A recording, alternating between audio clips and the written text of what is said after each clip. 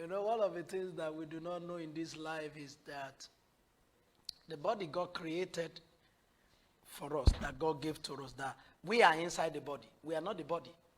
How many of you know that humans are not the body? Whether believers or unbelievers, we are not the bodies. Every human is essentially a spirit that has a soul and lives inside the body. All right? So that's the reason why the day you give up the ghost, you only give it up on earth. It goes to God. Your soul is the record, is the sensor, is the one that recorded, is the CCTV camera that recorded everything. So whether your spirit is not going to be an eternally departed spirit from God or the one that will be with God, because God is spirit, and people who will enter into his abode must be spirit. Okay? So, this body that God created from the earth cannot function very well, cannot attain the fullness of its capacity except and unless it is being exercised all the time. It's going through a lot of exertions and motions. Works don't actually kill. Works actually heal. So that's why you discover that indolent people, lazy people, people who stay on the bed, they have tendencies to fatten up, and at the same time, they may die before their time. Yeah, the body needs to constantly be engaged in exercises. The brain itself also produces only maximally when it's under pressure and under tension.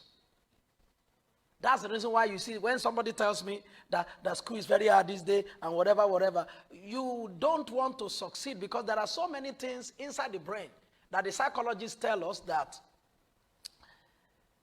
the best of human on earth is still trying to use about 1% of their intelligent quotient. Just about 1%. That is how fast the resources that God put inside this thing is. I was just driving by somewhere they were building around that place, and I said, oh, how did human beings come by? We can generate electricity through water. How did they come by it? Exertion of the brain.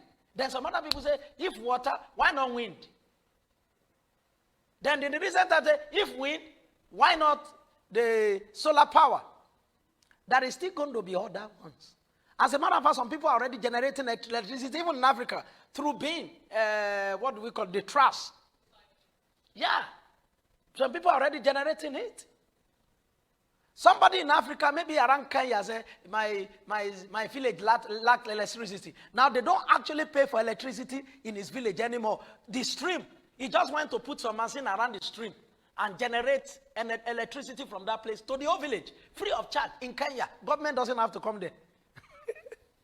So what they do with taking you through examination in the college is to awaken the power of your brain. If you escape that, there are many things in this life that you will not be able to succeed in. If you escape that. Because your brain, because every object assumes a position of rest until a force is applied, as a Newton law of motion, until a force is applied. So if force is not applied on your brain also, you would think that you are the dullest of all the people on earth. And it is not true. It is not true that you are the dullest of all the people. Your brain just needs to be activated. And it's activated through exertion, through exercises,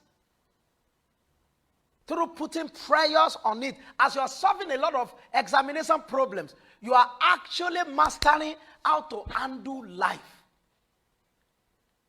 So when you come across real life situations, difficult situations, you are able to surmount it without knowing that strength was in you. You built it when you were going through examinations in the school.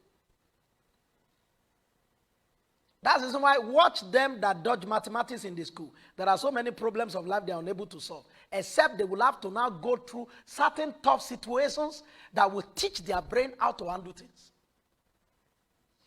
I was one of such. I passed mathematics a lot of the times, But I just say, no, it's too difficult, I don't want. But life itself took me through some difficult route. That what I now have in my brain is more than Pythagoras' theory. You know Pythagoras' theory in mathematics? You know, algebra and all of those. I have more than algebra because life taught. Apart from the Holy Spirit, one of the ways to actually learn is through brutal experiences of life. But one thing about brutal experiences of life is that they are very harsh and hard teachers. They give you examinations before lessons. After you fail the examination, maybe one hand is cut, or now you have children for forefathers. Then they now tell you, okay, this is what we are trying to teach you.